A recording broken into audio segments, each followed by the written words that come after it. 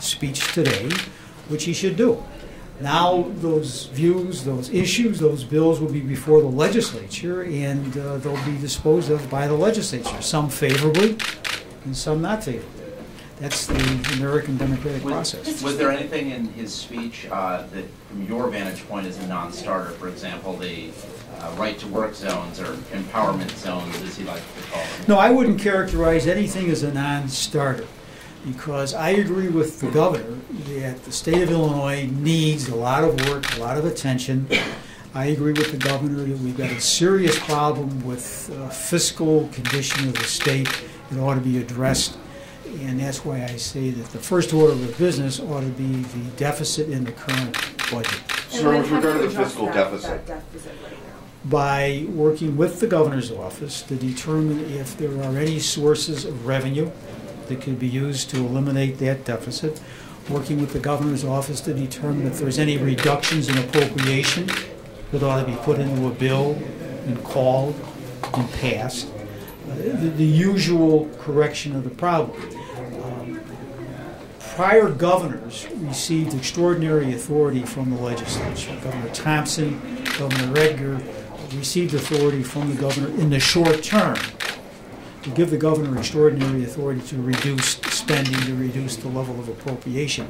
I'd be open to those ideas, and we could work off the models that we use in the case of Governor Thompson and Governor Edgar. Sir, with regard to the fiscal deficit, I'd like you to address the call for overhaul of the tax code. Are you open to tax retirement income? Are you open to expanding the service taxes, and if so, by how much? I'm open on any changes to the tax code. You may recall that I sponsored a major reform to the edge tax credit last spring. It wasn't called in the Senate. I, for one, have filed a bill that would actually reduce the rate on corporate income in Illinois by 50% as part of a larger package that would give us true reform in the tax code and better able Illinois business to compete with other states and to show a profit, hire people who would pay taxes, and move the state forward. So we're not going to talk about services and retirement. Do you see, Mr. Speaker? Mr. Speaker, do you and Mr. Rauner have conversations about... Sorry. Thank you, Mr. I'm listening. I'm listening. Do you and Mr. Rauner have conversations about restoring the income taxes that lapsed? Yeah, we talked about it a few days ago, maybe a week ago. And, the statement at the time is that it should stay at the rate where it is today. That means don't extend the income tax increase that was done in January of 11. Okay? I think that in terms of the tax code, I think in terms of tax increases, why that has to be taken with the elimination of these budget deficits. So we have budget deficits. There's no dispute about that. They can be eliminated simply by cutting. I don't think that's possible. I think there has to be a balance of reduction in spending and new revenue. On the question of new revenue, why I'll maintain a completely open mind. I'd recommend the same thing to the governor. The key on anything in Illinois government is whether you have 60 votes in the House and 30 votes in the Senate.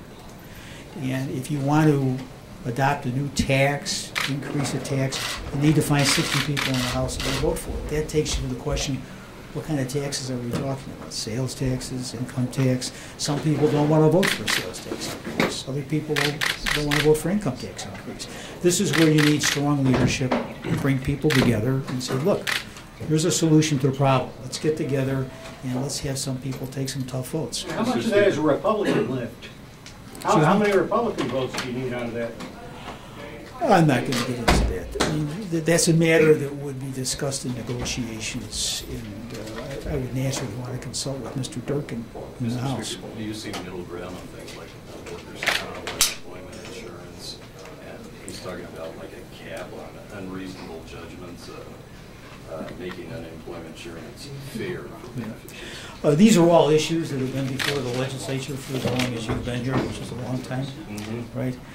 And you know that there have been changes in all those programs over the years.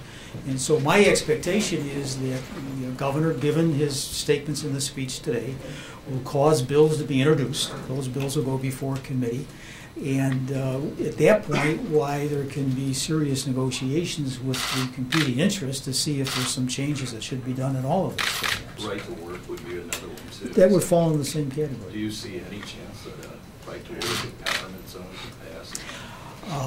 I don't plan to prejudice any of the governor's ideas. Okay, I'm one person here. There's 117 others in the House. And again, when you want to pass a bill, you need 60 people that want to vote for the bill. Mr. Speaker, he did not mention pensions in his speech, but if you went through his agenda items, he talked about wanting to move current workers to Tier 2 or 401k, and then looking for a constitutional amendment to provide some relief. What do you think of those ideas? Well, those are all ideas that we considered when we drafted and passed Senate Bill 1, which is now before the Illinois Supreme Court.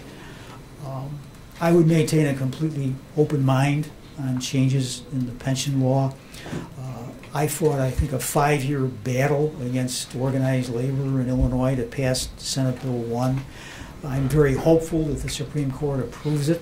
If they don't, well, we're back at square one with a very serious problem, as you know. Just to clarify what you said before about discussions about putting that tax increase back in place. You said he's against it. He wants to keep it at 375 now. It doesn't want it to go back to 5.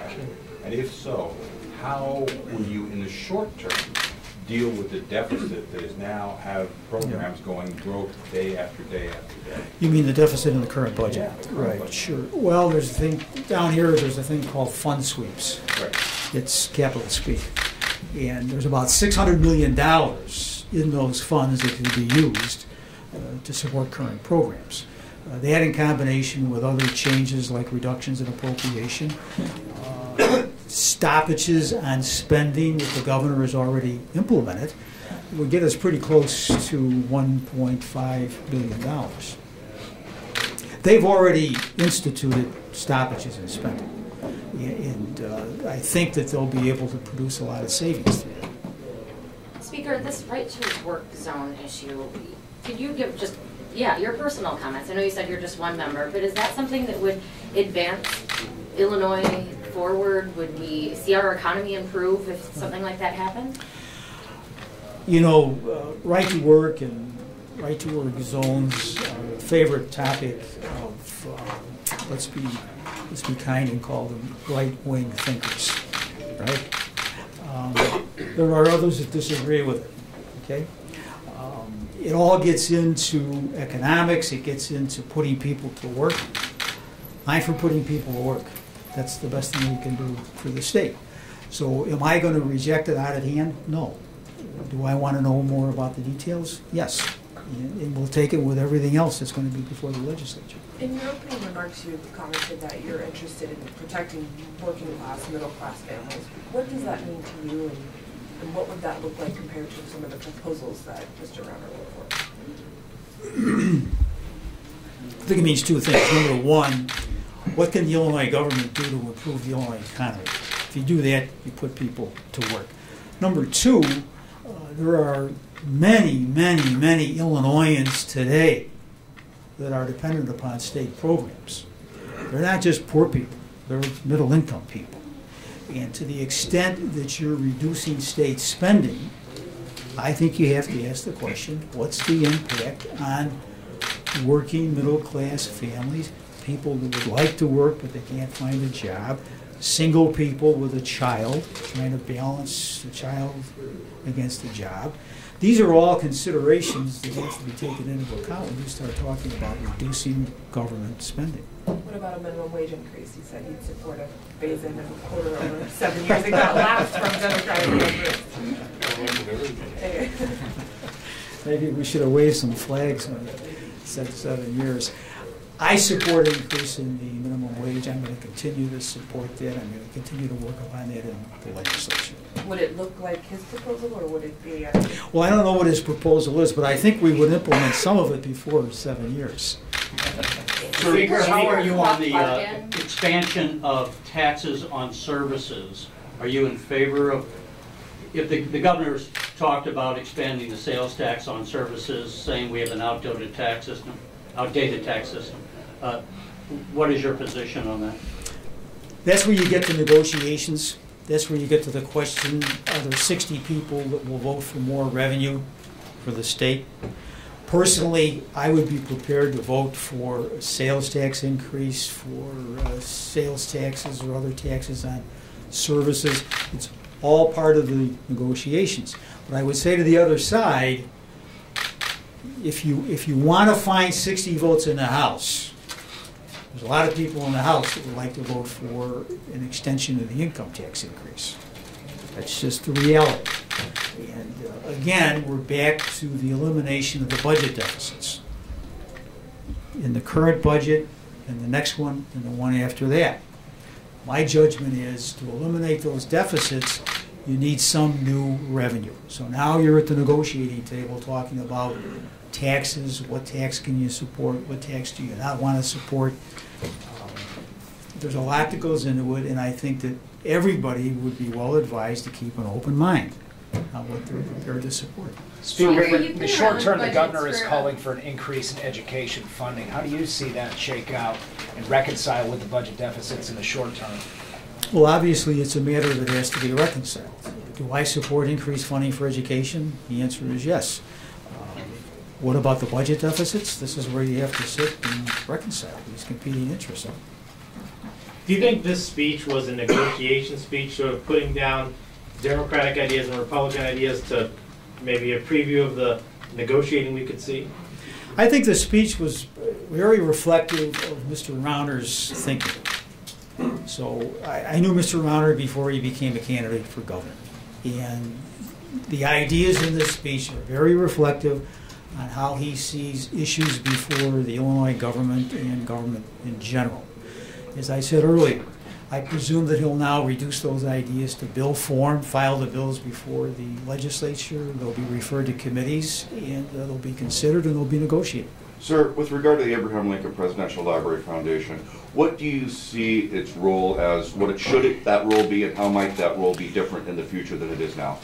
It should be a decision of a duly constituted library board, appointed by the governor, confirmed by the Senate, when in place would decide whether they want to have a foundation, and if they do, what would be its form, what would it do. As an example, there's certain revenue at the library today. Well, today the... Okay. Thank you. Thank you.